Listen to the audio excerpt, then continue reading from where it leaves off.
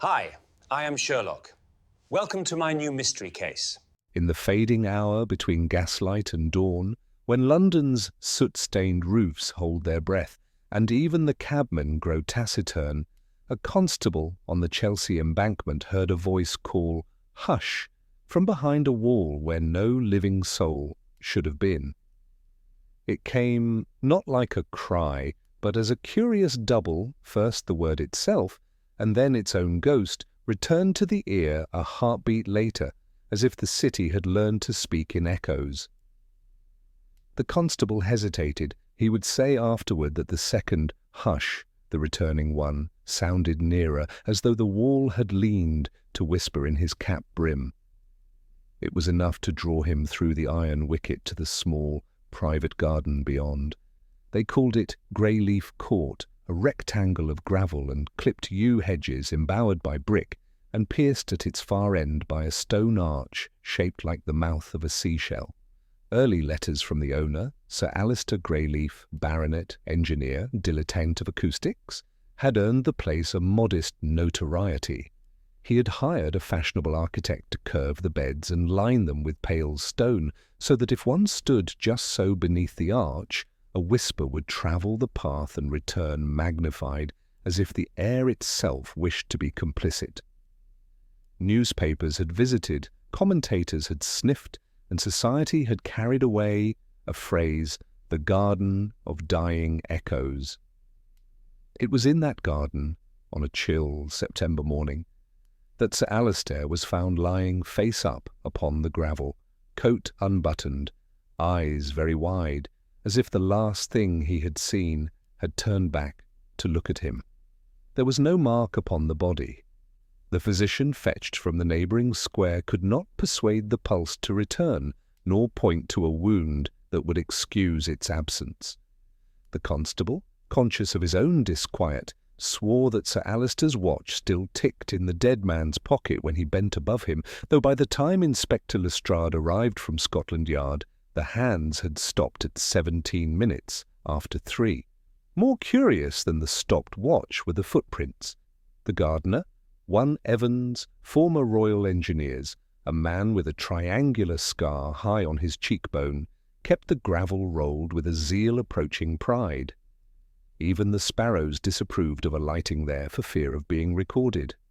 Across that pale, neat surface, the marks of Sir Alister's boots were perfectly legible, entering from the wicket, advancing in an impatient stride to the centre of the court, and then, there, the narrative faltered.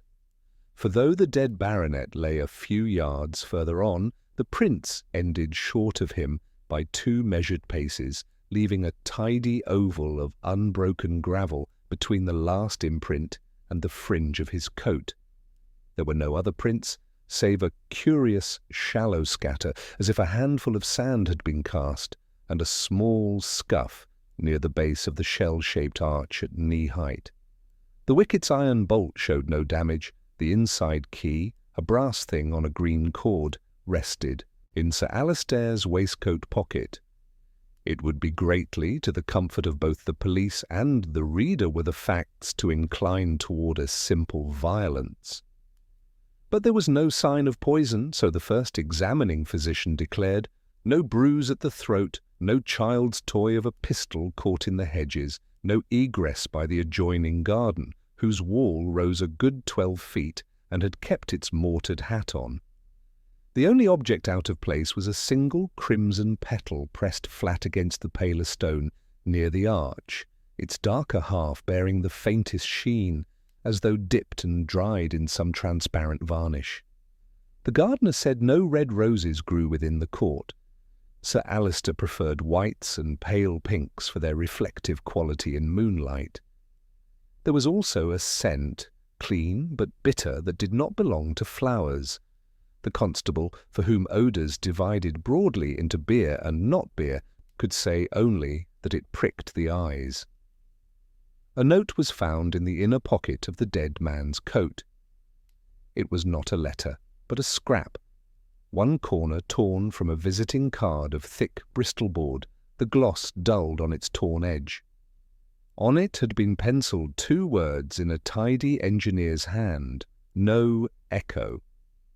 The clerk at the Baronet's Club later admitted with evident discomfort that Sir Alistair had been heard to argue over supper the previous night about just that impossibility, for he maintained that even in the open air there was a way to imprison a sound and release it at will.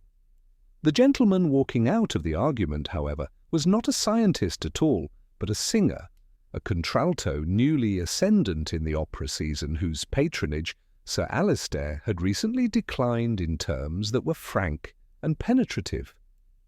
Her name would become known to us.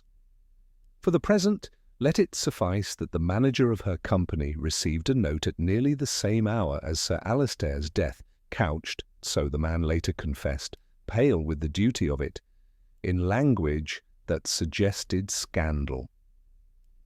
To these ungracious circumstances we must add the time. Sir Alistair's man, a discreet fellow named Wellard, swore that his master retired before midnight, as was his habit when he meant to work early in his garden. The gate between the house and the court had been locked from within. The outer wicket, the constable would testify, was bolted on the garden side when he tried it and found it resisting, yet the constable had heard a voice just before 3, the voice that said, "Hush," followed by its pallid companion.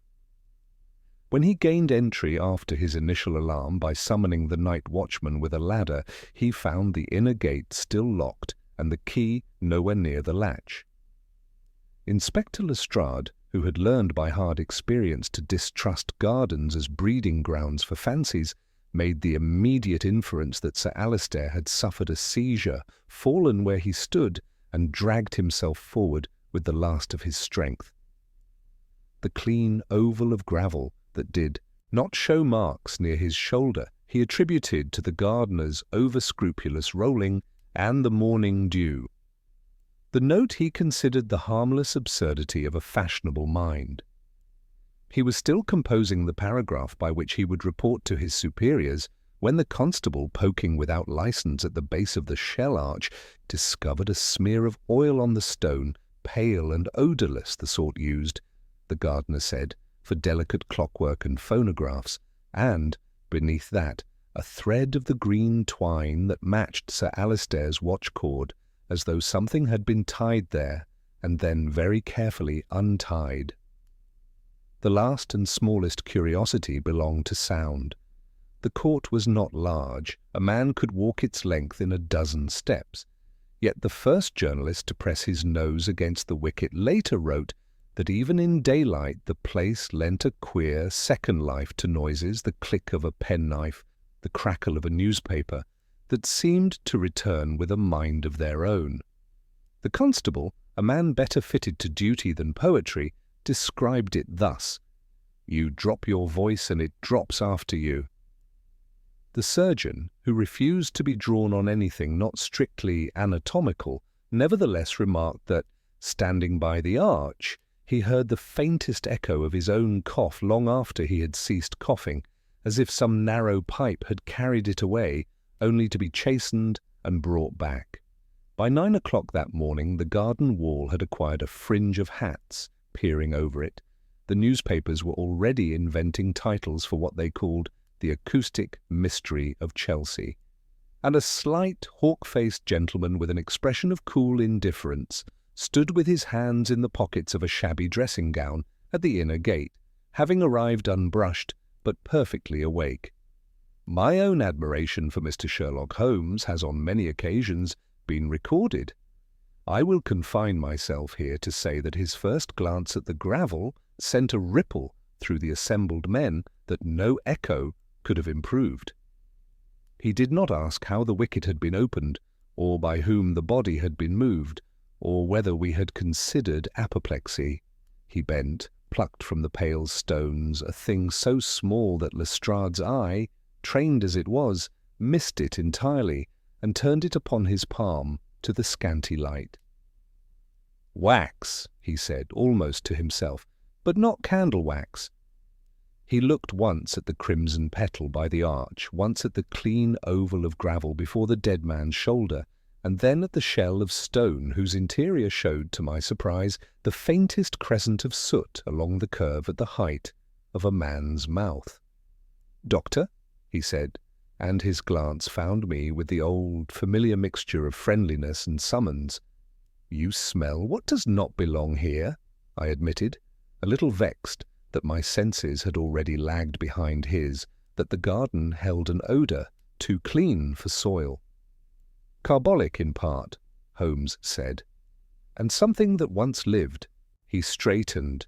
The baronet lay quiet at our feet, the gravel smooth around him as if a careful hand had groomed it against the passage of time.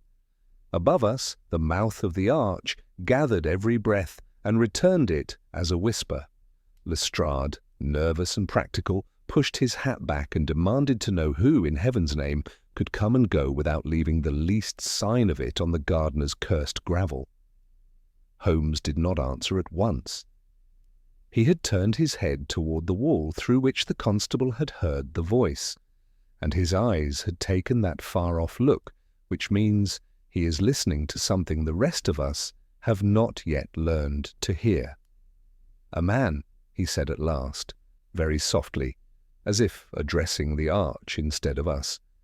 "Need not go at all, Inspector, if he can persuade his victim to come the remaining 2 paces. He said nothing more, but he had already begun to walk the garden in his mind, step by measured step, as the echoes died and the morning grew. Lestrade made a show of bristling at Holmes's remark, but I could see the old uncertainty stealing over him as my friend crossed the gravel with that peculiar lightness which never fails to impress me, a dancer's balance married to a surgeon's care. He did not at first approach the body again.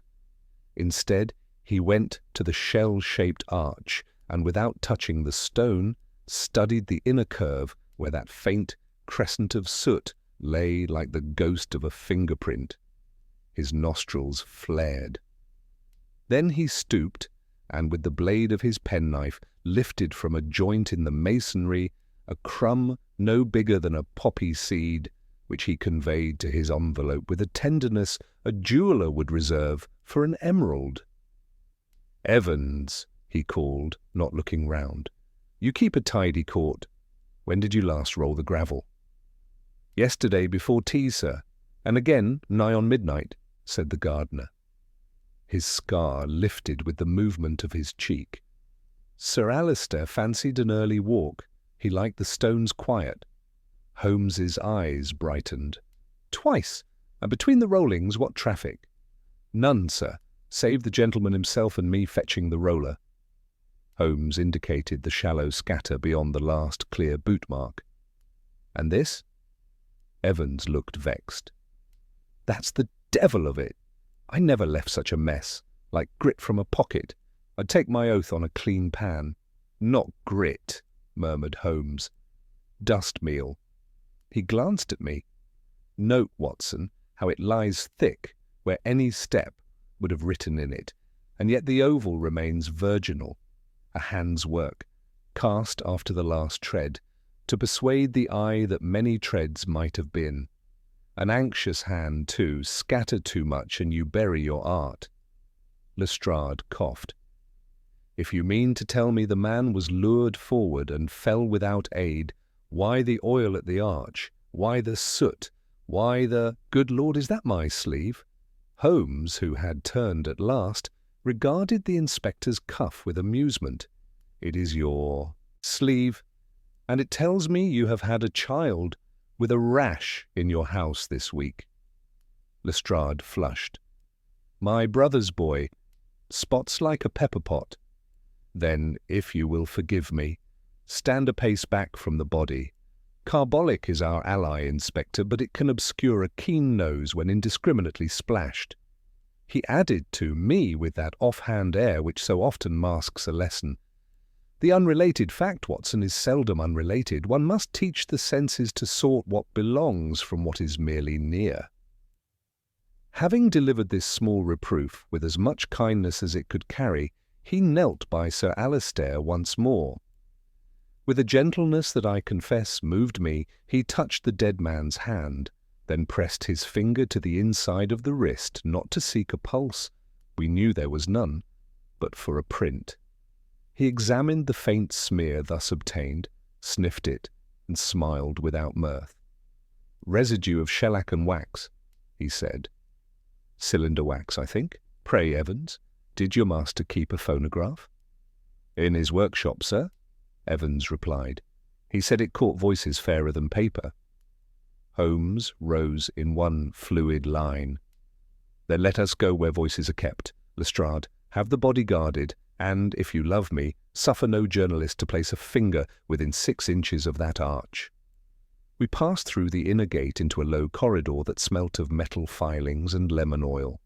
Sir Alistair's workshop occupied a rear room opening upon the garden. Its walls were a regiment of drawers and shallow cabinets, its table a chaos arranged by a singular mind. There were brass tubes bent in curious curves, thin membranes stretched upon frames like the bellies of drums, small bottles whose labels bore abbreviations and a precise hand, and upon a shelf a neat rank of wax cylinders in paper sheaths. A memorandum rested by the lamp, headed "Reflections on the Disappearance of Echo in Curved Enclosures." Holmes's long fingers hovered over it, but did not touch. "Wellard," said Lestrade to the discreet manservant, who had followed us with a composure that argued old service, "was your master here last night?" "Yes, sir," said Wellard. "He worked until 11. He asked me to lay out his grey coat and the green watch cord and to have the garden key at hand. He was animated, sir." Holmes inclined his head. "Animated in triumph or vexation?" Wellard considered. "In both, if I may say it. He laughed twice and then struck the table. He said, 'No echo at all.'" Holmes's eye flickered. He crossed to the shelf and selected at random a cylinder whose paper bore the morning's date. I saw the brown surface was marked by a fine, even spiral, and there upon it, near the beginning, a tiny crescent of black, like the soot upon the arch. He set it down and looked at the brass horn of the phonograph. The mouth of it had a faint smear at the rim, as if a lip, perhaps recently moustached, had brushed it in experiment. He bent, sniffed, and made a face. "A singer's varnish," he said. "A concoction to protect the throat, resin and balsam. You recall, Watson, the contralto whose name begins to trouble this room?" Lestrade muttered. "If you mean Miss Carroway, she is on the lips of every gallery boy this season." "On more than their lips, it seems," Holmes returned. He pointed to a small bottle whose cork was glued with some amber substance. "Here is your varnish. Here your carbolic. Here." He lifted a folded handbill from beneath a clamp, the bill for Il Trionfo di Bianca, in which Miss Carroway's name appears in type large enough to carry across a square. He replaced everything precisely as he had found it. Then he went to the window that overlooked the garden, opened the latch a fraction, and listened. I heard only the faint murmur of the street. Holmes's eyes were half closed. "Sir Alistair dared the air to be tamed," he said. "He sought to imprison an echo and found a way to starve it. He made this court hungry for sound. Imagine then a voice, any voice, fed into that hunger from without, conducted by a curve, amplified by a shell, and returned to the ear, not where it began, but where one wished it to end." "You mean," said Lestrade slowly, "a man could stand outside that wall and talk the baronet to his death?" "I mean," said Holmes, "that a man could stand anywhere that his instrument would permit." "But to what end?" "Not the talking, Inspector, the listening. He did not need to go to Sir Alistair. He needed Sir Alistair to come to him." "And he did," I said, glancing at the clean oval of gravel in my mind's eye. "2 paces," Holmes murmured. 2 fatal, obedient paces. We shall now learn what called him. He took up the morning's cylinder with its sooted crescent, cradled it as one might a wounded bird, and reached for the phonograph's crank. Holmes's hand moved with exquisite caution as he fitted the cylinder upon the phonograph spindle. The brass arm, with its needle of steel, hung above like a poised insect. He wound the crank until the mechanism hummed with a low, mechanical heart, then dropped the needle into the first groove. The wax began to turn, whispering its faint spiral song. For a moment there was nothing, only the dry rustle of motion, and then a voice, thin and distant, rose from the horn. It was Sir Alistair Greyleaf's own tones, confident, clipped, as of a man dictating a note. "Experiment 9, he said. The shell curve adjusted by 2 degrees. Resonance perfect. Echo suppressed. Voice absorption complete." There followed a pause and the sound of a door closing, faint but distinct. Then another voice entered the cylinder, softer, female, and bearing the faintest trace of theatrical inflection. "Alistair," it said, with an odd sweetness, "you will not leave it like this." The tone trembled with restrained anger. "I came to congratulate you, not to be dismissed like a servant." Holmes shot a glance at me but did not interrupt. The man on the cylinder gave a small, nervous laugh. "My dear Clara, it is not for me to leave or stay. You were the one who broke the echo." There came a sharp sound then, something between a gasp and a stifled sob, and the recording dissolved into a series of hollow noises as though the air itself had turned to water. The last intelligible word was a whispered "hush," followed by its echo, eerily close, as though spoken not by a second person, but by the garden itself. Then silence. The cylinder ran its course and ceased with a dry click. None of us spoke. Lestrade shifted uneasily, his expression caught between triumph and confusion. "Well," he said, "there's your culprit, Miss Carroway, your contralto. She quarrels with the gentleman, he keels over, and she vanishes. If that ain't plain, I'll eat the phonograph." Holmes turned the crank backward to free the cylinder, his face unreadable. "Plain, yes," he said softly. "Too plain, Inspector, so plain that the very clarity is its disguise." He held the wax toward the light. "You observe, Watson, this darker smear along the spiral here? The voice distorts precisely at that point. It suggests that something foreign was impressed upon the wax during recording, perhaps even afterward. A chemical tampering, possibly heat. The echo we heard, if echo it was, did not occur naturally." "Tampered?" Lestrade scoffed. "And who, pray, would tamper with a dead man's recordings?" "The same person who understood that we would listen," Holmes replied. "This is a message not from the dead, but for the living, and we, my dear Inspector, are the intended audience." His eyes had gone sharp and bright. He moved about the room swiftly now, as though the phonograph's whisper had lifted some hidden veil. He examined the small oil lamp by the table, the wick unburned but the glass faintly clouded by smoke. "Burned briefly," he murmured. "Enough to warm the wax, perhaps, soften it, impress another sound." He sniffed the glass. "Lavender oil, favoured by actresses and quite ruinous to acoustical material." Lestrade rubbed his temples. "So now you'll tell me she melted her own voice into his machine? What for? To frighten the servants?" "To frighten no one," Holmes said, still half to himself. "To replace one sound with another, to bury truth beneath the very thing that seemed to reveal it." He turned abruptly toward Wellard, who had been standing stiffly by the door. "You said your master was animated last night. Did he receive any callers?" The man hesitated. "Only a gentleman late in the evening. I did not catch his name. He left before 11. Holmes's voice grew gentle, coaxing. "You did not catch his name, but you caught his face." "Well, yes, sir. A dark fellow, smooth hair, fine moustache, spoke like a Foreigner. He wore gloves, yellow ones. Holmes's brows drew together. Yellow gloves, he repeated almost to himself. Curious vanity, Watson.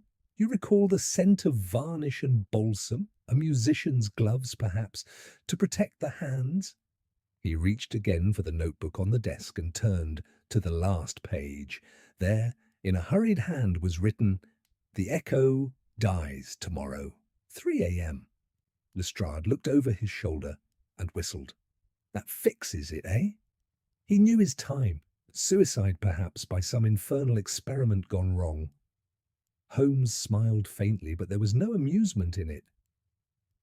If suicide, Inspector, then he managed to write this before the event, in a style of prophecy.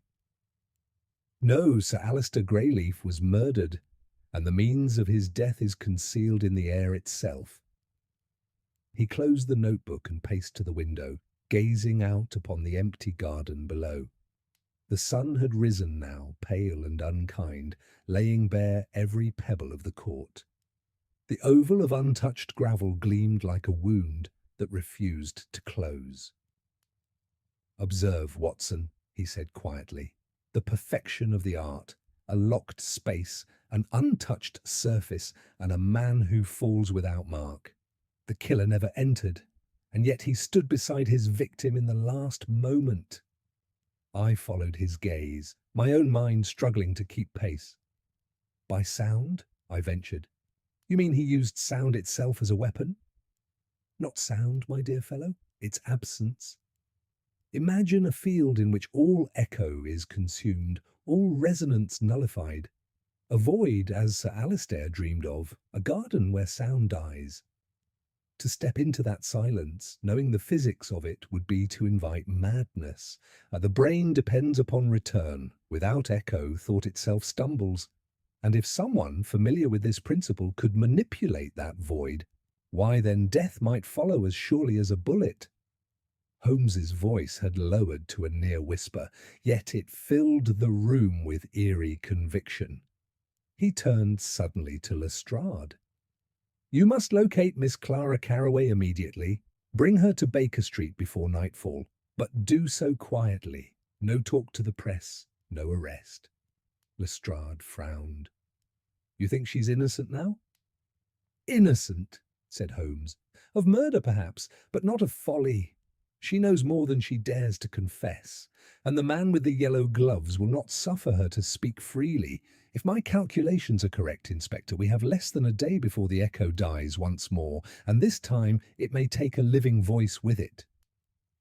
The words hung between us like a chill draught. I saw then, in that moment, the change in Holmes's eyes, a gleam not merely of intellect, but of foreboding. Whatever lay behind the shell-shaped arch and the whispering air of that cursed garden was not yet done with us. He folded the cylinder carefully in paper, placed it in his pocket, and with that purposeful stride which admits no argument, said only, "Come, Watson, to Baker Street. The Next voice we hear may be the one that was never meant to echo. The cab rattled through the damp morning streets, and I could see from Holmes's fixed expression that his mind was already racing far ahead of our wheels. The cylinder lay secure in his pocket like a dormant secret, and neither of us spoke until the outlines of Baker Street came into view through the thinning fog. The familiar facade of 221B seemed almost to breathe relief at our return, the brass plate dull with rain, the window blurred by condensation. Mrs. Hudson, always discreet when she sensed the intensity of Holmes's mood, admitted us without comment. Once within, he threw aside his hat and coat, placed the cylinder on the mantel, and began pacing before the fire like a restless panther. "Watson," he said at last, you recall that peculiar void in Greyleaf's garden. It is no mere acoustic fancy. He built it, engineered it, to serve a purpose. The man devoted his last years to creating a space that swallowed sound completely, and in doing so he stumbled upon something that frightened him. The words "no echo" were not triumph, but warning. I seated myself, trying to gather the implications. "You mean," I ventured, "he discovered something inhuman in his experiment?" "Not inhuman," Holmes corrected, "merely human ingenuity turned against itself. The elimination of echo means control, absolute control over resonance. If one can suppress sound's return, one can also shape its direction. Imagine an invisible corridor through which a whisper might travel like a bullet, striking its target with mathematical precision. Such power, in the wrong hands, becomes a weapon." He stopped before the fire, the flames casting sharp angles across his face. "And I believe, Watson, that the man with the yellow gloves, our late-night visitor, understood that principle better than even Greyleaf did. He may have persuaded the baronet to test it. A fatal demonstration." I shivered, despite the warmth. But how could a whisper kill Holmes? How could the absence of echo destroy life? Holmes smiled faintly, not with amusement but with the satisfaction of a teacher seeing a student approach understanding. "Consider the baronet's own design. A curved arch, focusing vibration. A frequency that turns upon itself, doubling, compressing. At a certain point, the pressure on the inner ear can rupture balance, induce vertigo, even cardiac failure. We are fragile instruments, my dear fellow, tuned by nature. Strike the wrong note, and the body becomes its own executioner." Before I could reply, there came a soft knock at the door. Lestrade entered, hat in hand, his face carrying that mixture of reluctance and grudging respect I had come to associate with his dealings with Holmes. "You'll be pleased to hear, Mr. Holmes," he said, "that we've found the lady, Miss Carroway. She's agreed to meet you here within the hour. Seemed nervous as a cat, but insisted she's innocent of any wrongdoing." Holmes's eyes gleamed. "Excellent. Did she come alone?" "With a companion," Lestrade admitted. "Her maid, a quiet little thing named Ellen. Wouldn't leave her side." Holmes nodded thoughtfully. "Have them wait below, Inspector. I would prefer to observe her first before she speaks to us directly." When Lestrade had gone, Holmes crossed to the window, drawing aside the curtain slightly. Through the rain-speckled glass I saw a brougham waiting in the street. Inside, a woman sat motionless, her gloved hands clasped tightly. Even through the misted pane I could perceive an elegance of posture that belonged to the stage. "She is afraid," Holmes murmured, "and not only of the police. That bodes well for truth." He turned sharply toward me. "Watson, fetch my violin from its case." I obeyed, puzzled. "Surely you're not intending to serenade the poor woman?" "Not serenade, experiment," he said curtly. "I wish to test a hypothesis before she arrives." He tuned the violin with deliberate precision, drawing the bow lightly across the strings until a pure, resonant note filled the room. It lingered, trembled, then faded. "Now," he said, "observe what happens when I alter the pitch." He adjusted the bridge, and this time the sound came back distorted, as if swallowed halfway, leaving an uncanny hollowness in the air. "That," he explained, lowering the instrument, "is the essence of Greyleaf's design, the note devoured by its own echo. If Miss Carroway heard such a distortion the night of the murder, it might well have terrified her into silence." A moment later, Mrs. Hudson appeared, ushering in the visitor. Clara Carroway was every inch the creature of the operatic world. Dark hair swept beneath a modest veil, eyes large and expressive, though rimmed with sleeplessness. Her manner was one of outward composure, straining against inward collapse. "Mr. Holmes," she began softly, "I did not come to defend myself, only to explain. Sir Alistair was my friend. I never wished him harm." Holmes gestured to the chair opposite the fire. "Sit, madam. You have nothing to fear from us. We seek truth, not confession. Now, if you please, tell us what passed between you and Sir Alistair last night." She hesitated, fingers twisting in her lap. "He sent for me 3 days ago. He said he had perfected his invention, something that would make my voice immortal. He wished to record it in his garden where he claimed the acoustics were unique. But when I sang there, my voice seemed to vanish into the air. There was no echo at all, no life. It felt like singing into death." Her words shivered through the room. "I told him it frightened me, that he was meddling with things not meant for art. He laughed, said I was too sentimental. I left that night in anger. Yesterday he wrote again, asking me to return, promising a demonstration. I refused. That was the last I heard of him until this morning's papers." Holmes regarded her steadily. "And the man with the yellow gloves?" Her eyes widened. "You know about him?" "I know he visited Greyleaf last night." She exhaled shakily. "His name is Anton Werner, a conductor from Vienna. He admired my work, courted me, but I ended it. He was jealous of Sir Alistair's attention. He said if I would not sing for him, I would never sing again. I thought it theatrical rage, nothing more." Holmes's expression hardened. "Theatrical rage can become scientific cruelty when vanity finds a tool. Tell me, Miss Carraway, did Werner possess any knowledge of acoustics?" She nodded reluctantly. "He studied engineering before music. He built devices for stage effects, echo chambers, amplifiers." Holmes's voice dropped. "Then he understood the danger. He may have turned Greyleaf's own invention against its maker. You are in grave peril, madam. The man who killed last night will strike again to silence you, and he will not rely upon echoes this time." Clara's face drained of colour. "Then what must I do?" "Do nothing," Holmes replied. "You will remain in London under discreet watch. By tonight I hope to draw your enemy from hiding. For that I require one thing only." She looked up, trembling. "What?" "Your voice," he said quietly. "Sing once more, exactly as you did in the Garden of Dying Echoes."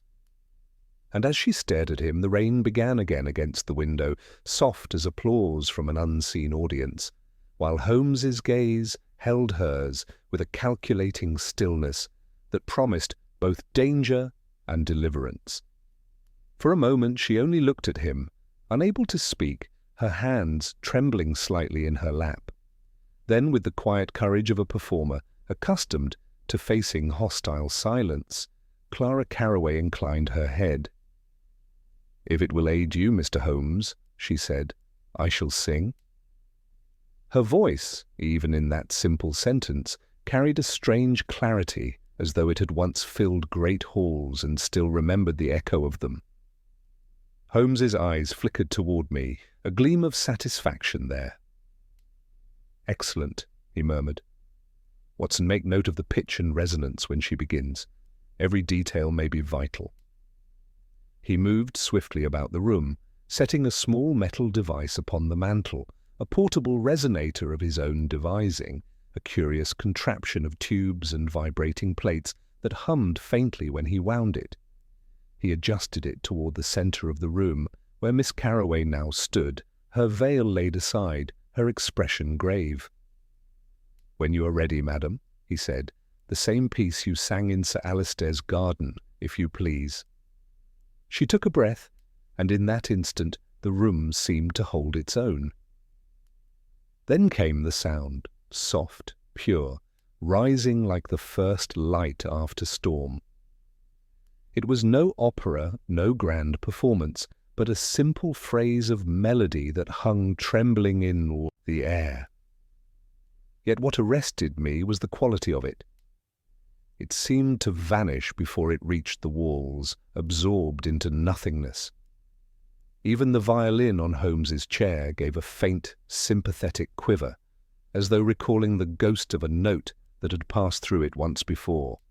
Holmes's gaze sharpened. He moved to the resonator, adjusted a dial, and then nodded, Again, if you please." She repeated the phrase.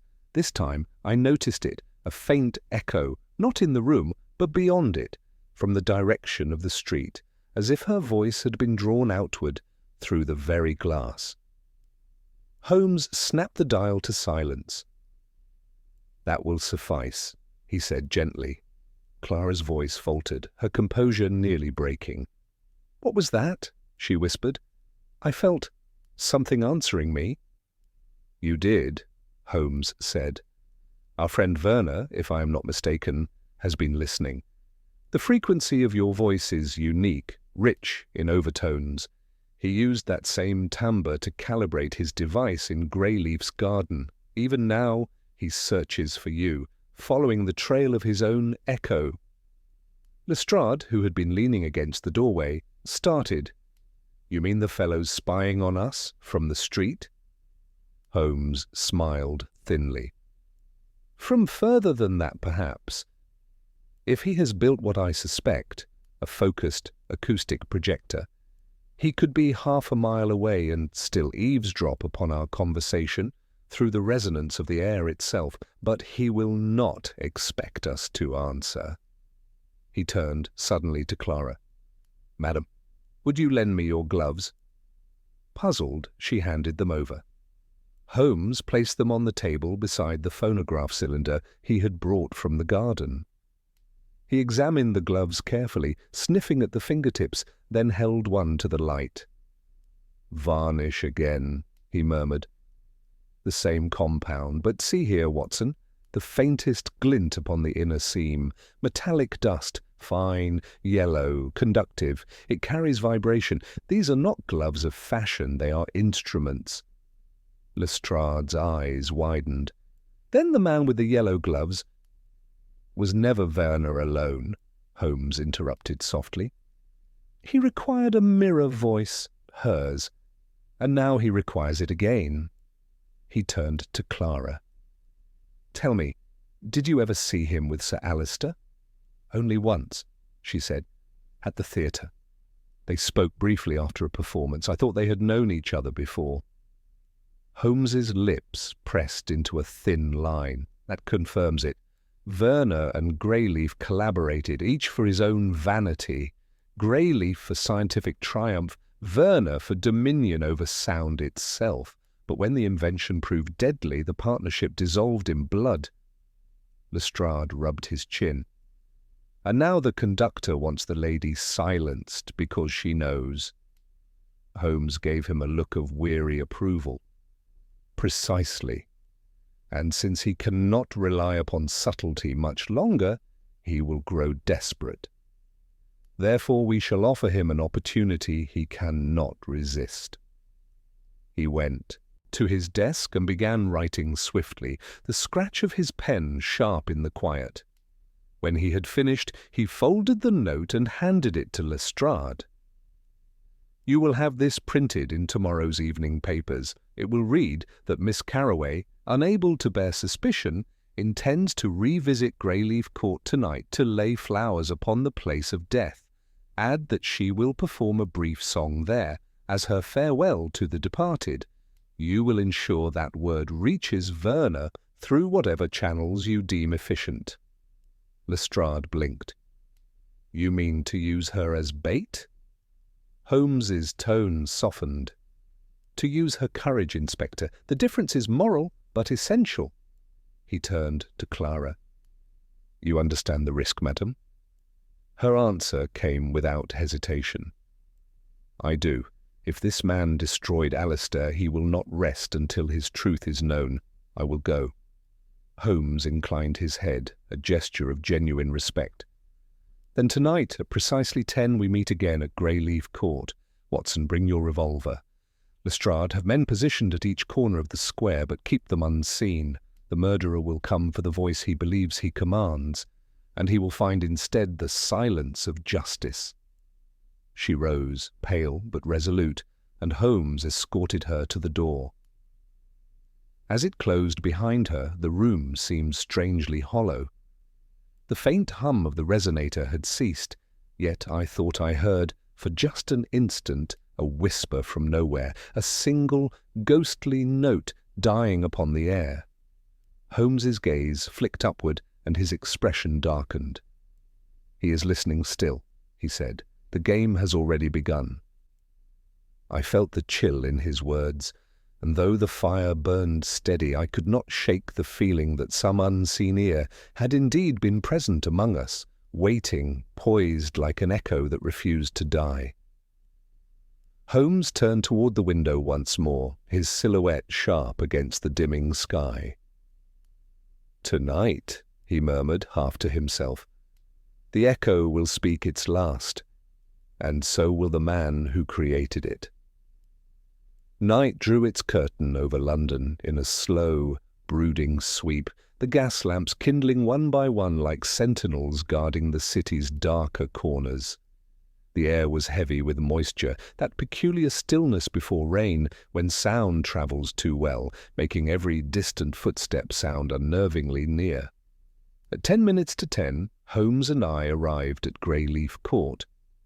The constables Lestrade had placed were invisible to the casual eye, their dark silhouettes merging with the iron railings and the hedgerows. Miss Carroway's carriage waited discreetly at the end of the lane, her maid within, trembling but silent. The woman herself stood beside Holmes, cloaked and veiled, her composure that of a performer, stepping once more onto the stage she had sworn to forsake. Holmes moved with measured calm. "Courage, madam," he said softly. "Remember, the strength of the trap lies in the silence before it springs. When I give you the signal, you will sing, exactly as you did in this morning's test, no more, no less." She inclined her head, her gloved fingers tightening around the small bouquet of white lilies she carried. "And if he answers?" Holmes's eyes gleamed faintly in the lamplight. "Then we shall answer louder." The garden lay as it had before, eerily immaculate, the gravel still smoothed from Lestrade's earlier visit, the shell arch looming at the far end like the mouth of some sleeping creature. The constable at the gate saluted Holmes, who motioned him to withdraw out of sight. We entered quietly.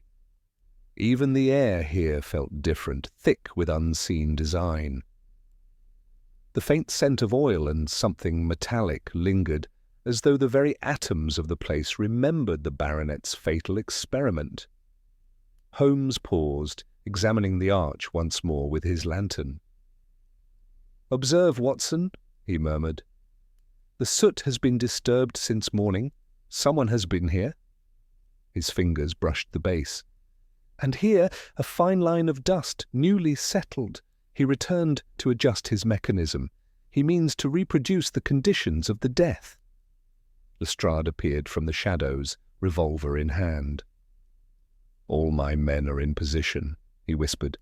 "If the fellow shows his face, we'll have him." Holmes's reply was barely audible.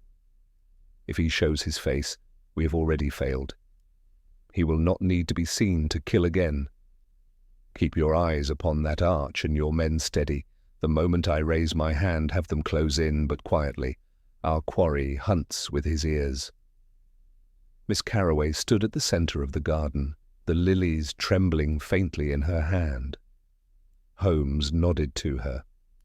She took a breath, and her voice rose into the night. The sound was soft at first, scarcely more than a sigh carried on the damp air, but it gathered strength as it went, pure, haunting and terribly alive. It seemed to fill the court with something invisible, something that pressed against the walls and curved back upon itself.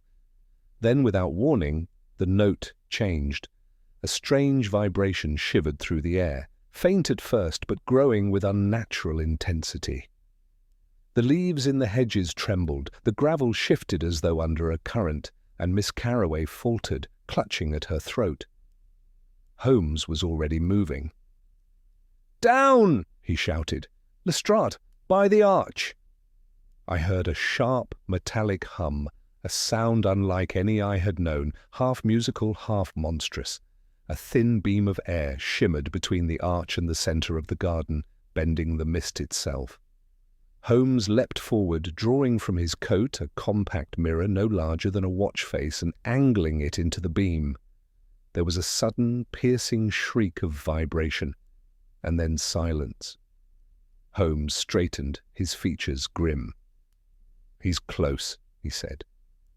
"The device is not here. It's projecting from beyond the wall." He turned to me sharply. "Watson, with me." We slipped through the wicket gate, following the low brick wall around to the adjoining mews. There, in the shadow of a narrow passage, a man stood beside a tripod-mounted contrivance of brass and polished horn. Even in the dim light, his figure was unmistakable, slender, precise, the yellow gloves, faintly gleaming as his hands adjusted a series of dials. He was entirely absorbed in his work, unaware that his own invention betrayed him by the faint hum that filled the air. Holmes moved like a cat. In 3 silent strides, he was upon the man, seizing his wrist and wrenching the gloves free. The stranger cried out, a strangled sound of rage and shock, but Holmes's revolver was already at his temple. "Anton Werner," he said quietly, "the echo has turned, and now it answers to me." Werner's eyes darted toward the garden where Miss Carroway had fallen to her knees, gasping but alive. His voice was hoarse, trembling with manic fervor. "You do not understand. It was perfection, pure resonance, the power to command sound, to silence disobedience, to murder without touch," Holmes interrupted coldly. "Your baronet discovered your purpose, and you silenced him with his own creation." Werner's expression twisted. "He betrayed me. He stole my formula, my frequency. I meant only to frighten him, to show him who held mastery. The fool stepped too far." His voice broke into a half-mad laugh. "But the woman, she completes it. Her voice holds the key. With her tone, the resonance is flawless." Holmes's eyes hardened. "You are finished, Werner. The only echo that remains will be the one the law makes of your confession." Lestrade appeared then with 2 constables, their boots striking sharply against the stones. Werner made a sudden movement toward the tripod, but Holmes was quicker. He struck the man's wrist with the butt of his revolver, sending the mechanism clattering to the ground. It broke open like a clock struck by lightning, scattering fine wires and fragments of wax. As the officers bound Werner's hands, Holmes knelt over the shattered device. "A marvel of precision," he murmured. "The focusing horn connects through a tuned diaphragm. Ingenious, but criminally misused. A whisper from this could carry the strength of a shout, or a shout the force of a cannon blast." He turned the brass cone gently, examining the interior. And here, the residue of the same varnish. He used Miss Carroway's voice as the template, binding her very tone into the machine. Werner struggled against his captors. "You call it crime. I call it discovery. I gave sound life. I made it obey." Holmes rose, his gaze like ice. "And in doing so you murdered the only man who could have redeemed your madness." He motioned to Lestrade. "Take him away, and see that the device is conveyed intact to Scotland Yard. Handle it as you would a loaded pistol." When Werner was gone, Holmes returned to the garden. Miss Carroway had regained her composure, though her face was pale in the lamplight. She looked up as he approached. "It is over then?" she asked. "For him," Holmes said quietly. "But not for sound. What we have heard tonight will echo longer than any note of music." He paused, his expression softening. "You have shown admirable courage, madam. You faced the voice that sought to destroy you, and in doing so you broke its hold." As we left the garden, the first drops of rain began to fall, pattering softly on the gravel. The echo of her song lingered faintly, but now it was only that, a memory fading into the night, no longer a weapon. Holmes glanced back once at the arch, its stone mouth dark and silent. "A fitting grave for ambition," he murmured. The garden of dying echoes has spoken its last. We returned to Baker Street long after midnight, the rain having deepened into a steady curtain that blurred every gaslight into a trembling halo. Holmes said little during the drive. He sat pressed into the corner of the hansom, his collar turned up, and his eyes fixed somewhere beyond the fogged pane, as though following a line of thought invisible to any but himself. When at last we reached our rooms, he went straight to the fire where the warmth had not yet died from earlier, and began to pace, slowly, precisely, the rhythm of a man still listening to the last vibrations of an unseen instrument. I poured us both a brandy. "You've done it again, Holmes," I said, half from habit, half in relief. "The man is taken, the evidence clear. Surely the case is closed." He accepted the glass absently, his gaze unfocused. "Closed, Watson? I fear not. Werner's capture ends an act, not the play. You observed his manner when the device was destroyed?" "I did," I replied. He seemed unhinged, but resigned. "Not resigned," Holmes corrected sharply. Relieved. He said nothing of vengeance, nothing of escape, only that his work was completed. That is not the despair of a defeated man. It is the satisfaction of one whose design continues without him. A chill crept through me. "You believe another is involved?" "I am certain of it. Greyleaf's original experiments required more than one mind. Werner was the manipulator, the artist of resonance, but he lacked the technical genius to refine the instrument. Someone else completed it, someone who still moves freely."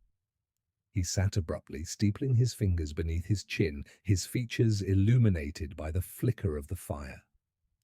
"There is also the matter of the wax cylinders. The one we heard contained an insertion, a false echo. Yet I took another from the workshop this evening, one marked earlier in date. I have not yet tested it." He rose again, fetched the small brown cylinder from his pocket, and placed it upon the phonograph. The familiar crackle of the needle began, and then Sir Alistair's voice filled the room once more, fainter than before, but clear. "Experiment 5, he said. "Assistant. L present, adjusting arch curvature by 3 degrees, frequency approaching absolute null." A pause, followed by another voice, male, younger, and steady. "Excellent, sir. If I might suggest—" Holmes froze. "Do you hear that?" "Indeed," I said, straining. "Not Werner's accent. This man is English." Holmes nodded. "An Englishman with an engineer's tongue. Listen further." The recording continued. "You'll find," the second voice went on, "that the central node is unstable. If resonance exceeds control, the echo collapses inward." There was the sound of a laugh. Greyleaf's. "Nonsense, my boy. Sound cannot collapse. It is air, not matter." The reply was quiet, almost regretful. "Then may God protect you when it does." The cylinder ended in the faint hiss of silence. Holmes lifted the needle gently. "Assistant L," he murmured. "Watson, do you recall the gardener, Evans, mentioning that he had once been in the Royal Engineers?" "Yes," I said, recalling the man's scar and reserved tone. "Surely you do not suspect him?" "I suspect his absence of surprise," Holmes replied.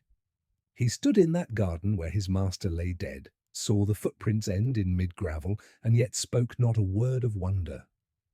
That is the silence of guilt or knowledge. And now we know he had the skill to complete the device." He crossed to the writing desk and began to examine a small map of the Chelsea district. Werner's invention could not have functioned without local calibration, power, reflection, a perfect acoustic balance. Evans had access to all of it. When Greyleaf died, he buried the final modifications, letting Werner take the blame while the true mechanism remained hidden. I frowned. But to what purpose? If Werner is captured, what does Evans gain? Holmes's expression darkened. The echo may yet live, Watson.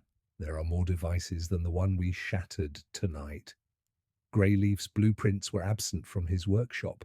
Someone removed them after the murder. If Evans took them, he holds a weapon more terrible than Werner ever conceived, a means to command silence itself.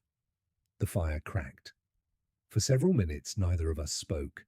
The faint ticking of the clock on the mantel became unnaturally loud. Then Holmes rose, his decision made. We go to Chelsea once more. I should have insisted upon searching the gardener's quarters earlier. Come, Watson, no time to lose. The rain had abated slightly when we arrived at Greyleaf Court again. Lestrade's men had withdrawn after Werner's arrest, leaving the place guarded only by a single constable at the gate. The garden beyond was darker now, the arch faintly glistening under the lamplight. Holmes led the way around the side of the house to a small cottage half swallowed by ivy. The door was unlocked. Inside, the air smelled of damp and oil. A single lamp burned low, casting warped shadows across the table, where a heap of mechanical parts lay, tubes, coils, fragments of brass.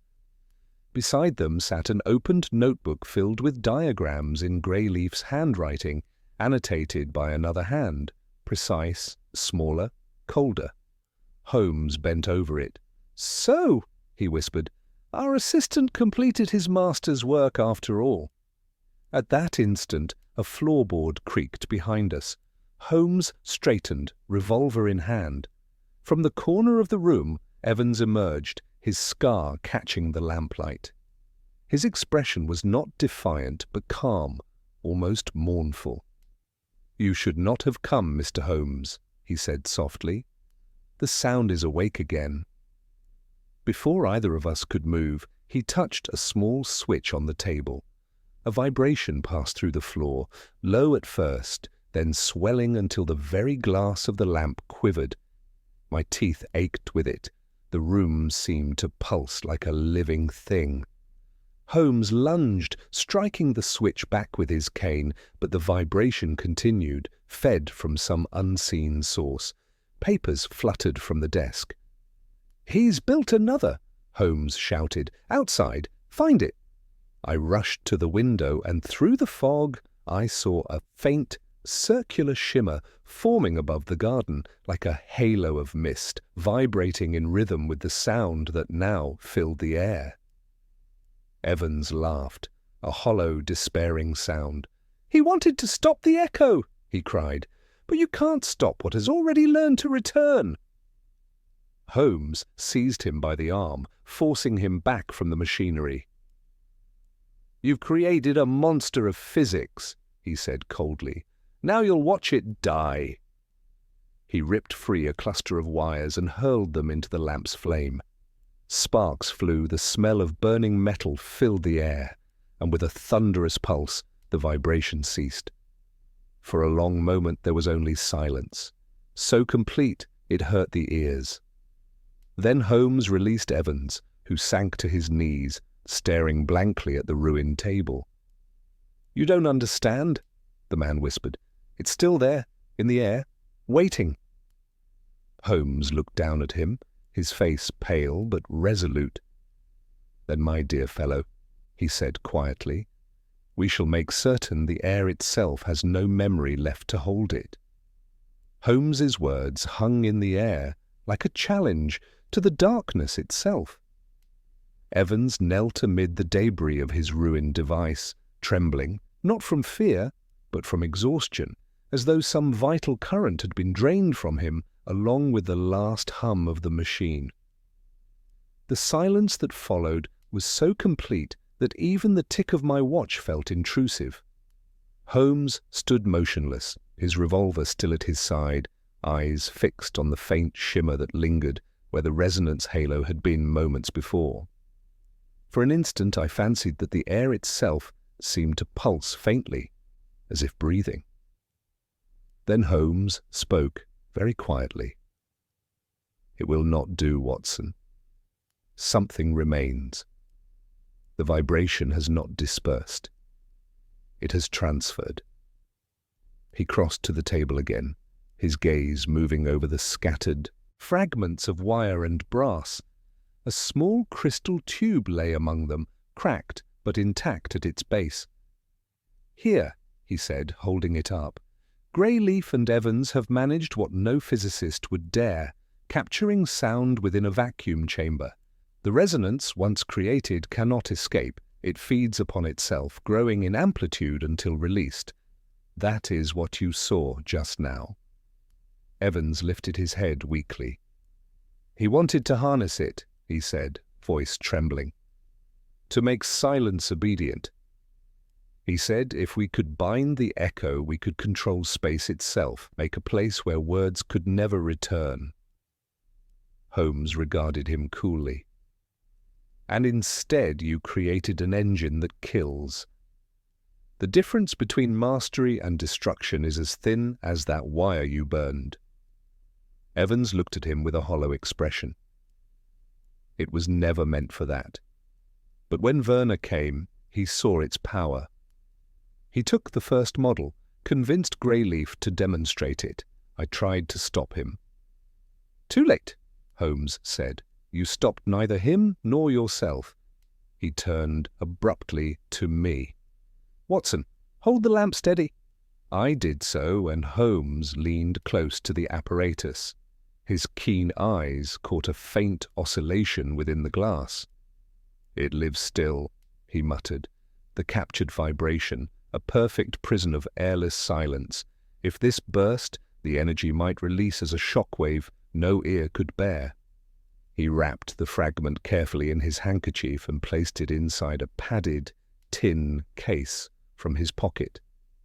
"This," he said, fastening the clasp, "must be delivered to the Royal Society's acoustic division at once. They will know how to neutralize it. Until then, we must not expose it to heat or sound." Evans gave a broken laugh. "You can't destroy it. Even in death it listens. The air remembers." Holmes regarded him for a long moment. "That is a superstition, not a science," he said curtly. "And yet—" His voice softened almost against his will. "Every invention bears its echo, does it not? The crime repeats long after the hand is stilled." The tension in the room broke only when Lestrade arrived, rain-slicked and weary, having been summoned by the constable at the gate. He took in the scene, the scattered components, Evans's crumpled figure, and the unmistakable gleam of satisfaction in Holmes's eyes. "So it wasn't finished after all," Lestrade muttered. "You never do let a man rest, do you, Mr. Holmes?" "Rest," Holmes said, "is the privilege of the innocent, Inspector. You may take this man into custody. The charge will be murder by scientific negligence, though I dare say the courts will struggle to name the weapon." Evans did not resist. As the constables led him away, he turned once more toward Holmes. "You think it ends with me?" he said hoarsely. "But the echo, it's learned to live without us." The words might have been dismissed as madness, yet they seemed to trouble Holmes more than he would admit. As we walked back through the silent garden, he paused by the shell-shaped arch. The rain had ceased entirely, leaving the night heavy and still. Holmes stepped forward, then raised his voice very slightly. "Hush," he said. The sound went out into the damp air and returned, faint, trembling, but undeniably there. His eyes narrowed. "You hear it, Watson?" "I do," I whispered, uneasy. "An echo." "Impossible," Holmes murmured. "The curvature was destroyed. The frequency field should be dead." He placed his hand upon the stone. It was warm, faintly pulsing under his touch. Something continues to vibrate within the arch itself, a remnant of the old resonance, perhaps bound within the structure. He drew back slowly, the faintest frown on his face. It seems the garden of dying echoes has not yet finished dying. We left the place before dawn. Holmes carried the tin case beneath his arm as carefully as a mother carries her sleeping child. Neither of us spoke until the cab turned into Baker Street once more, where the first pale light of morning had begun to creep through the fog. Inside, Holmes placed the case upon the mantel and stood staring at it. The fire had burned low, casting thin, spectral shadows that moved like breath across the walls. "You know, Watson," he said at length, "there is a poetry to this case I do not entirely trust. Sound and silence, life and death, each reflecting the other like faces on opposite sides of a mirror." I looked toward the case uneasily. "And what now? Will the scientists destroy it?" "I hope so," he said, "but destruction is never absolute. Once a vibration begins, it continues in some form. Even if unheard, it persists. We may silence the echo's voice, but perhaps not its memory." He turned away from the fire and sank into his chair, weary but not at peace. "I confess, Watson, there is something in that garden that defies explanation, a resonance not of air, but of human folly. Greyleaf's genius, Werner's ambition, Evans's devotion, all harmonized into one final note of ruin. We merely struck the chord that ended it." Outside, the wind stirred faintly through Baker Street, carrying with it a low, rhythmic whisper that might have been only the sigh of the morning breeze. Yet as it passed through the open chimney, I fancied it shaped itself into a sound, a fragile, ghostly hush. I turned toward Holmes, but he had already heard it. His gaze remained fixed on the cold fireplace, his expression grave, yet strangely satisfied. "There it is, Watson," he said softly. The last echo." And though the house stood utterly still, it seemed to me that even silence itself had learned to listen. The following day dawned grey and breathless, as though the city itself had exhausted its voice. Holmes rose before me, already at his desk, the tin case open and the crystal tube resting under a magnifying lens. The faint hum it emitted, too, subtle for the ear, but felt as a vibration through the floorboards, had grown perceptibly stronger during the night. I watched him work in silence until the tremor in the air made the window panes shiver. "You kept it here," I said at last. "You should have sent it to the Royal Society hours ago." Holmes did not look up. "Had I done so, my dear Watson, I should never have known what followed. Observe." He touched the side of the tube with a steel probe, and instantly the vibration deepened, resonating with the air of the room. The fire cracked sharply in response, and somewhere below Mrs. Hudson's crockery gave a protesting rattle. Holmes's lips curved in grim satisfaction. "You see, it is reacting to surrounding frequencies. The resonance is feeding. The longer it remains near sound, the stronger it becomes." I stared at him, alarmed. "You mean it is alive?" "In a manner of speaking," he replied. "An organism of vibration. Greyleaf's trapped echo was not a metaphor. The wave, once isolated, has learned to sustain itself, perhaps indefinitely. Destroying it may prove problematic." Before I could speak again, a knock sounded at the door, brisk but nervous. Lestrade entered, hat in hand, his coat damp from rain. "You were right, Mr. Holmes," he said without preamble. "Evans is dead." Holmes straightened slowly. "Dead? How?" "Cell door locked from the inside," Lestrade said grimly. "The warder found him at 6 o'clock. No wound, no poison, nothing. He was sitting upright on his cot, eyes open, as though listening to something no one else could hear." Holmes's hand froze over the crystal tube. "And the other prisoners?" "Nothing unusual, not a sound all night, according to the watch." For a moment there was only the faint hum filling the room. Holmes exhaled softly. "Then it's begun." Lestrade frowned. "What's begun?" Holmes's eyes flickered toward the crystal. "The echo. It has learned to travel without the instrument now. It killed Evans through resonance, perhaps through memory. He attuned himself to it when he built the device. Now it has claimed him. Lestrade swore under his breath. You're telling me a sound killed a man locked in a prison cell? I'm telling you, Holmes said evenly, that the laws of physics are not as rigid as we once believed. The human nervous system can be undone by vibration as surely as by blade or bullet. He stood suddenly. Watson, the carriage! Quickly, we go to Scotland Yard at once. The cylinder must be isolated before anyone else hears it. Within the hour, we were seated in Lestrade's office, the tin case between us. Holmes's composure was absolute, but I could feel the unease radiating from him.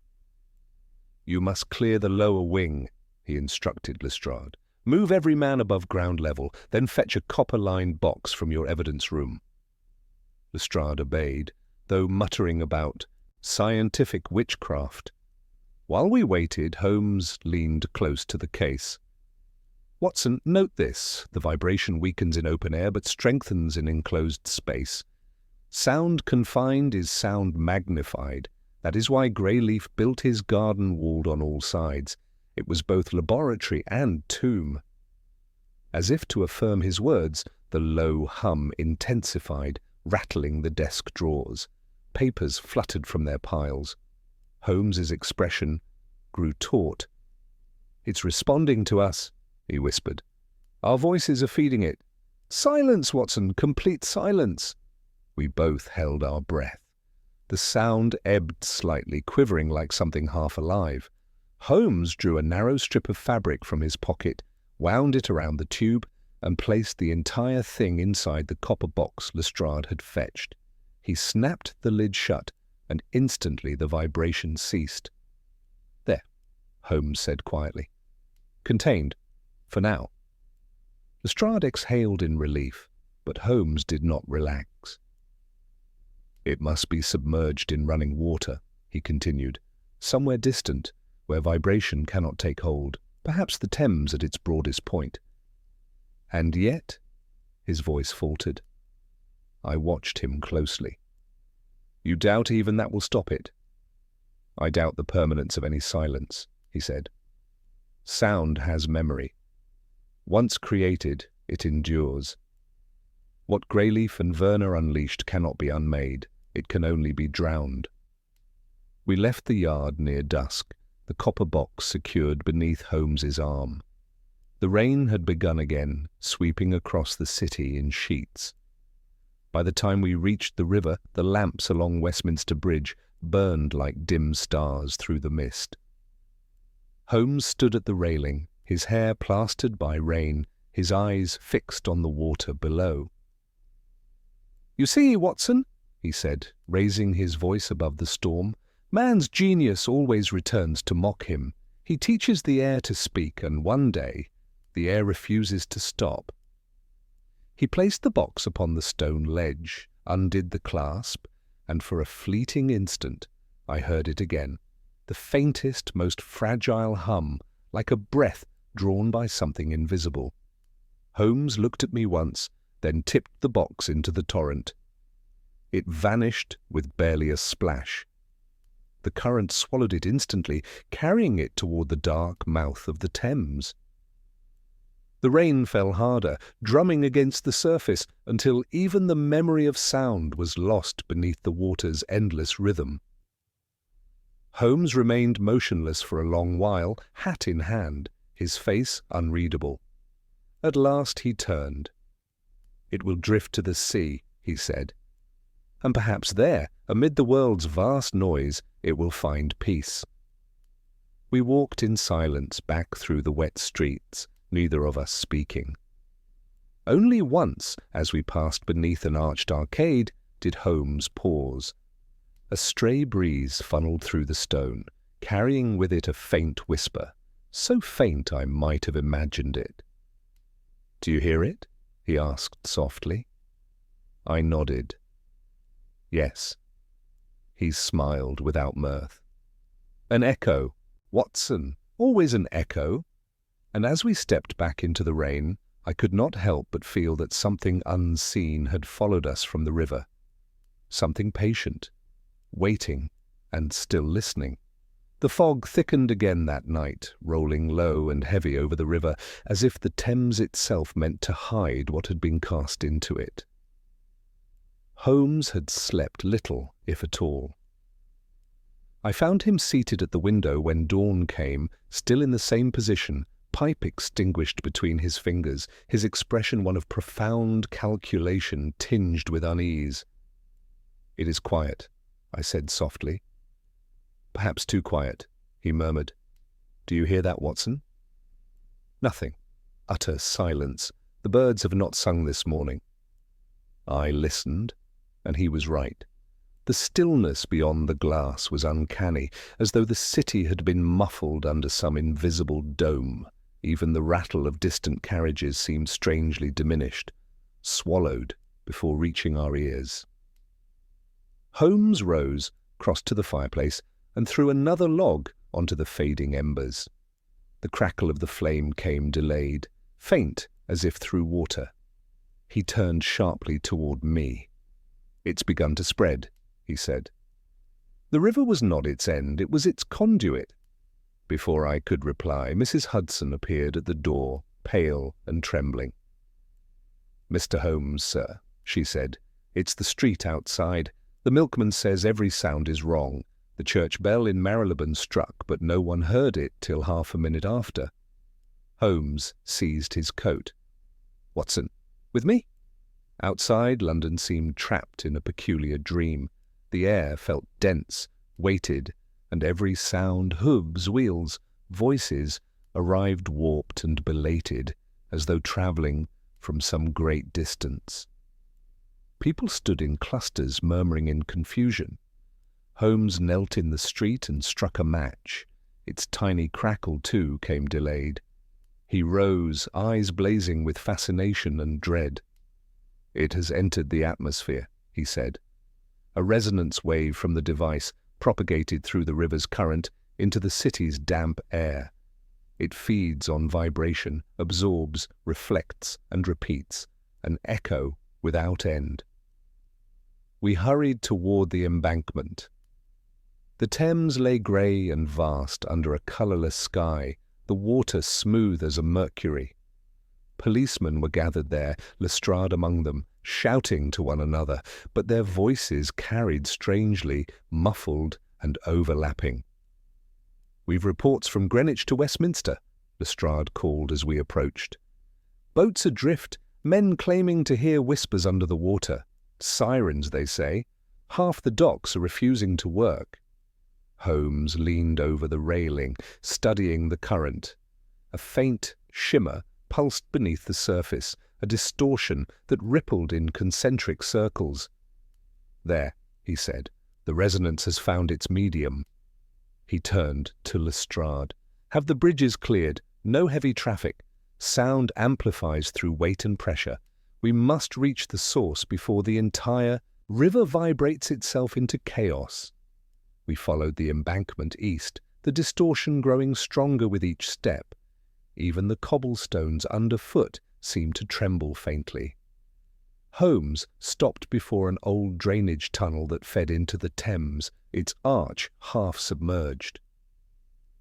"This," he said grimly, "was once Greyleaf's first testing conduit.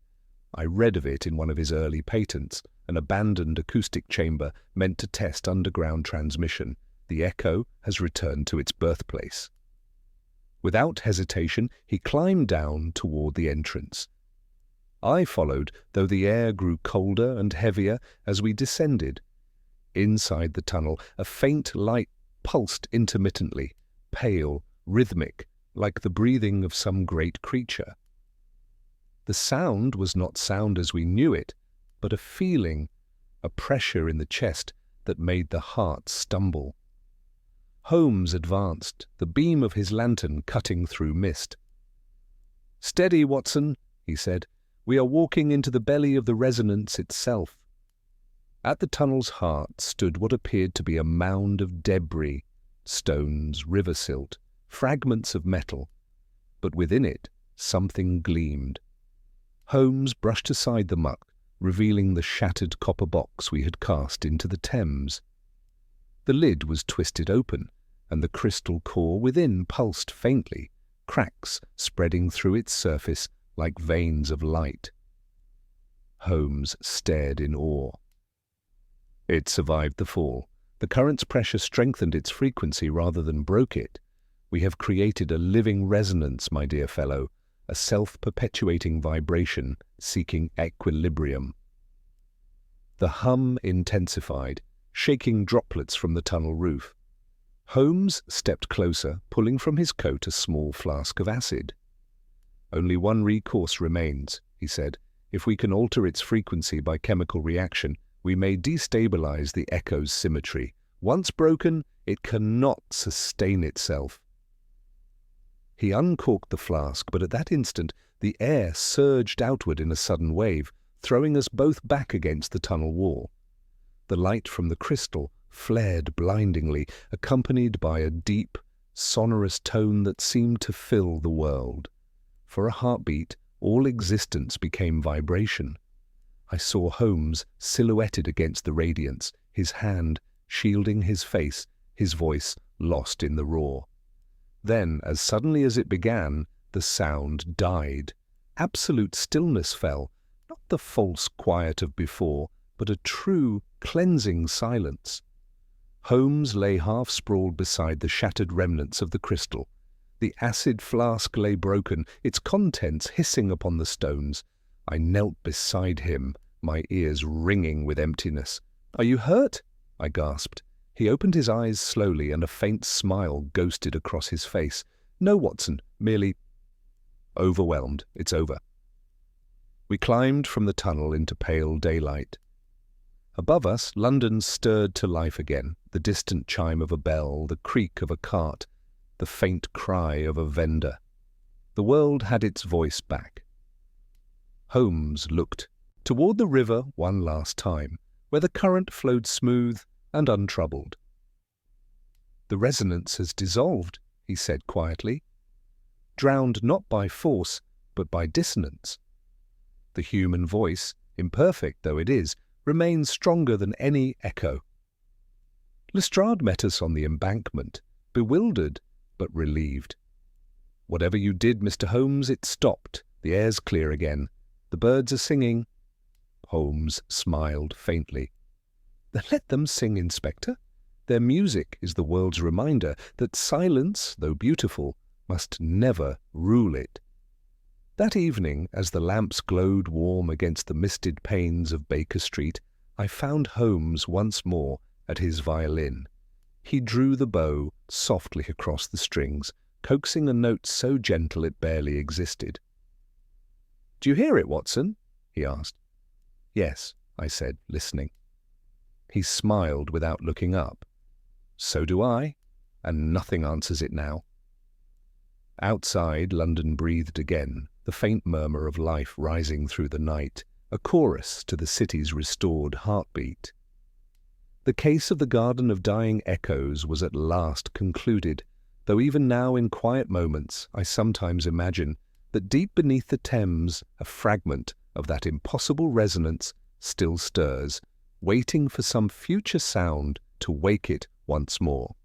Evening descended gently upon Baker Street, that particular shade of London twilight when the lamps seemed to wake reluctantly from their own dreams. I found Holmes seated once again by the window, his violin resting idly across his knees, the fire casting amber shapes upon the carpet. There was no trace of triumph about him, only that calm introspection which comes when a great intellect has looked too long into the heart of human folly and found, at last, the faint glimmer of understanding. "The city breathes again," I said, lowering the newspaper I had been reading. No more talk of echoes or trembling air. The public attributes the whole affair to atmospheric disturbances, and the Yard has declared the matter closed. Holmes gave a soft laugh. "Ah, the merciful veil of ignorance, how kindly it spares mankind from its own inventions. Yet even I must admit, Watson, there are corners of this earth where logic stands only as a guest, not as master. What we encountered beneath that river was no ghost, no spirit, yet it behaved like one, a phenomenon born from science and fed by obsession, persisting only until confronted by imperfection. He rose, setting his violin aside, and paced toward the hearth. Greyleaf sought silence as perfection, Werner sought power from it, and Evans, poor, loyal Evans, believed he was serving genius. But perfection, my dear fellow, is death to the living world. It was not acid or accident that destroyed the resonance. It was chaos. The dissonance of the human heart, untidy and unpredictable, shattered that sterile harmony. We, by our very presence, broke it. I watched him as he spoke, the flicker of firelight catching in his eyes. Then the final mystery, I ventured, was not the machine at all, but man himself. Precisely, Holmes said, turning to me. The most complex mechanism ever conceived, and the one least governed by law. Greyleaf's echo became a metaphor made flesh, a reflection of the human desire to outlast itself. Every man in that affair was chasing immortality through sound, forgetting that the beauty of an echo lies in its dying. He moved to the mantel and reached for the small envelope Lestrade had left earlier, a report confirming that the last fragment of Greyleaf's apparatus had been sealed and placed in the archives of the Royal Society. "They will study it," Holmes murmured, "debate it, perhaps even rediscover it. But should they ever try to build it again, I trust they will remember what the silence cost." I said nothing. The fire cracked softly, and for a moment the two of us stood together in that golden half-light, the city's hum a faint murmur beyond the window. Then Holmes spoke again, more gently. "There is a peculiar melancholy, Watson, in knowing that one has listened to something that can never be heard again. Yet that, I think, is the essence of life, each moment a sound fading into memory." He took up his violin once more. The bow touched the strings, and the first note trembled through the air, fragile yet pure. It did not echo. It hung there, unreturned, beautiful in its solitude. He let it fade naturally, smiling faintly as it died. "You see," he said at last, "even sound knows when to stop." Outside, London was alive again. Carriages rattling, footsteps echoing along wet pavements, the ordinary noise of existence restored to its rightful place. But as I looked toward the window, I fancied the fog beyond carried something gentler within it, a lingering pulse, a memory of vibration too faint for mortal hearing. Holmes set down his instrument and reached for his pipe, his tone now that of quiet closure. "Another case concluded, Watson. No villain to hang, no jewels to recover, no lost heir to unmask, merely the old struggle between man's reach and nature's restraint. And as always, nature wins." He smiled, a tired but peaceful smile, and I thought how rare it was to see that expression upon his face. "Still," he added, "I confess I prefer adversaries made of flesh and blood. The unseen ones make the room rather cold." I laughed softly. "Then let us hope the next summons brings something less spectral." "Perhaps," he said, settling into his chair. "Though between you and me, Watson, I suspect the universe has grown rather fond of its little echoes." He leaned back, eyes half closed, as the clock on the mantel chimed the hour. The last sound lingered for a moment, then faded into the familiar comfort of Baker Street quiet. And as I turned down the lamp, I thought how strange it was that even silence, when shared with Sherlock Holmes, seemed to possess a voice all its own.